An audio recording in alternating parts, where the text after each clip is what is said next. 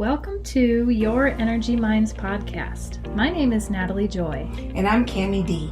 You're listening to Your Energy Minds podcast, where we discuss physical, mental, and energy bodies. We'll share topics about how you can ignite your human experience and fuel your life's purpose.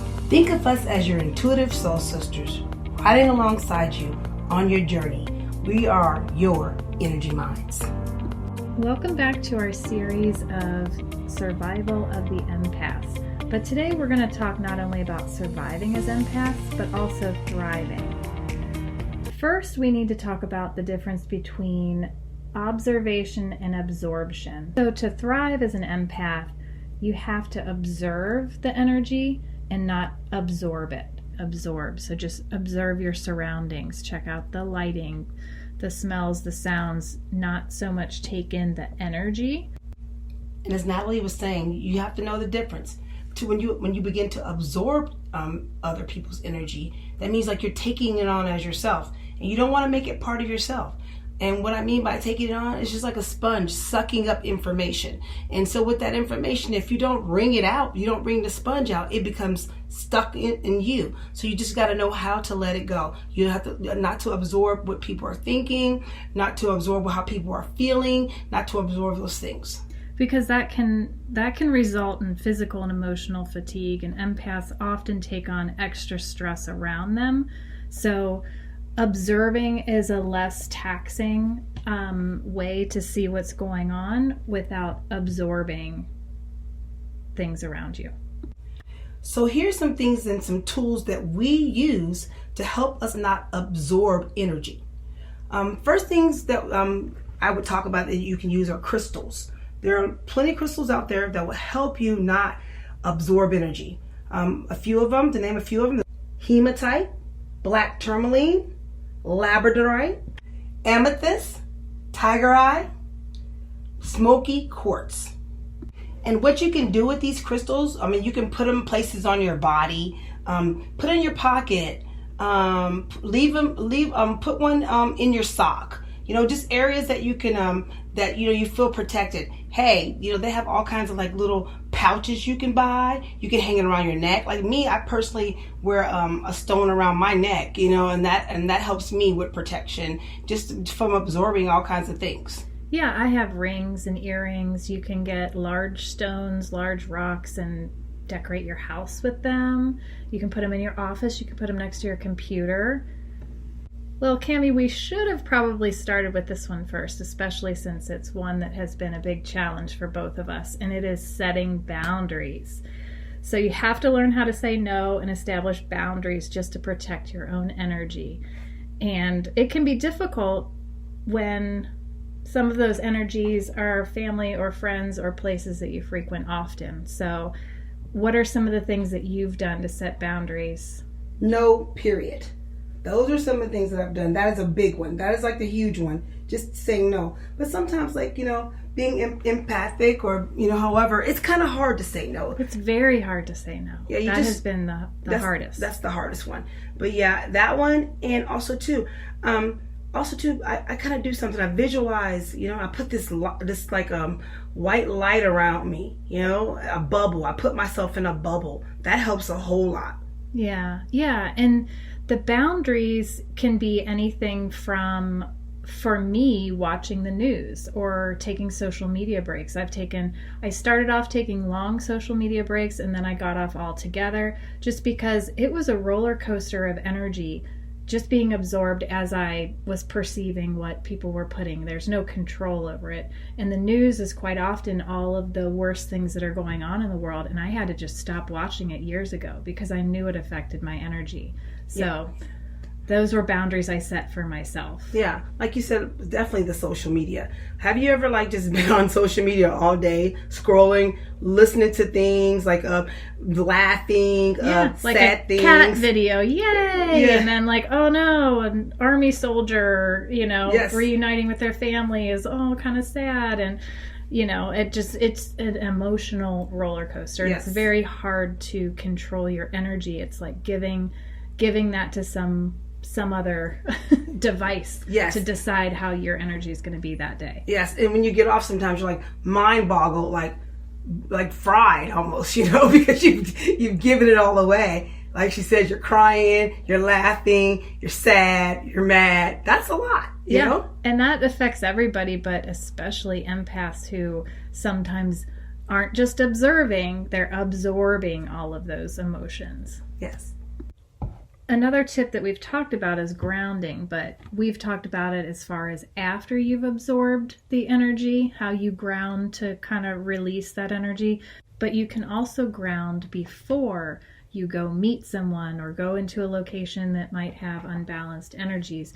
You can go out, and if you can't walk on the ground or take a walk in nature, you can just sit in your car and meditate and put yourself in that situation in place, that as if you're walking in nature, and just calm your mind and clear your space and go in there with your clear energy.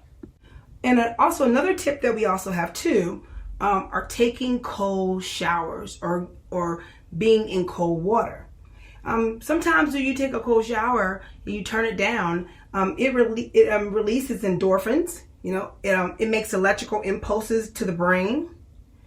It also helps regulate that parasympathetic, sympathetic nervous system. It helps regulate that. So if you're absorbing all of these other energies and having interference with if it's yours, if it's theirs, that cold water gets you back to your normal baseline. Yeah, and so also too, Natalie, you have this tub in the backyard that you have back there that you put ice in. Ice plunge. Ice plunges. Yep. You do that 2 kind or of stuff. 3 minutes to Yes. ice plunge. Yeah, same thing. And it causes you to breathe through that fight or flight feeling that you really want to get out of the ice. But again, that's regulating your nervous system to calm down. So I always go back to that moment that I could make it 3 whole minutes in that ice tub. So if I feel like I'm being influenced by other energies and stuff, I can go just even in my mind back to that mental state that I was in during that ice plunge and get myself out of energy that's not mine and back into my own body. It just is one more thing to help regulate. I haven't tried it yet. I'm scared. She's going to do it this summer. I'm scared. It works. Something else we talked about in a previous episode as far as empaths needing to, and highly sensitive people needing to step away and reset, especially after being in a highly charged, energetic space. And it's really important that you have a safe space for yourself, even if it's just in your car, or you have a room in your house, or you have a spot in a room, but you can make that your safe space and recharge your energy by surrounding yourself with things like crystals, plants. You can have soft lighting, have comforting scents with diffusers and oils, and you can put books around you. You can put soft blankets and anything that makes you feel comforted and will bring you back to your center and your inner being. And that way you can reflect on who you are in the energy that is not yours, just in case you have been absorbing some of those energies. This is your place to get back to yourself. In my salon where I work at, we have lots of plants around, and people always walk in and they go, wow, it feels so good in here, because they might come out of a situation where a situation where they're not happy, or things are not going well for them, or even if they're in a good mood, they walk in and go, wow, and they take a deep breath, because they feel the plants, they feel the energy, they feel the candles going, they feel the smells, the aromatherapy, and all that stuff helps, You've created that environment for them to feel safe in that space. And if you can bring that positive energy up in a space for someone to walk into, we both know, being as empaths, and if you are, you understand, walking into a room and feeling automatically in tune, in line, in balance with the frequency that's in that room. We definitely know what it feels like when you're not, but it's very obvious when you are in a safe space and it feels good.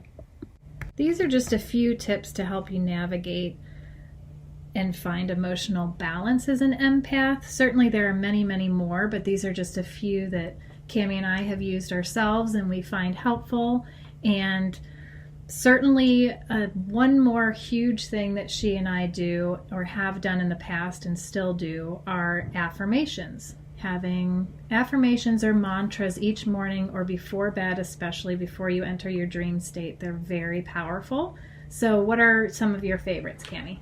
One of my favorites that I feel that you can use is I have the power to let go of everything that is negative. I am spiritually protected.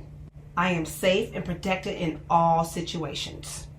You can use some of these affirmations or you can make up your own. I like some of these. I create safe spaces wherever I go. I am surrounded by love and protected. I attract people and places that make me feel secure. Yep, so there's a few. Yeah. Affirmations, just however. You have to do all of them. You just pick one. Yeah, whatever makes you feel good. There are tons out there that you can find or make up your own. If you're struggling in some area or you want safety or protection or something that just feels really good and loving, just make it up. This concludes our last episode of our series, Survival of the Empaths. Hopefully we've given you some ways to not only survive but also thrive as an empath, because it is a gift and it's a beautiful thing to have. It just needs to be well balanced so that you can live an emotionally free, healthy life. Thanks for joining us, and we'll see you next time.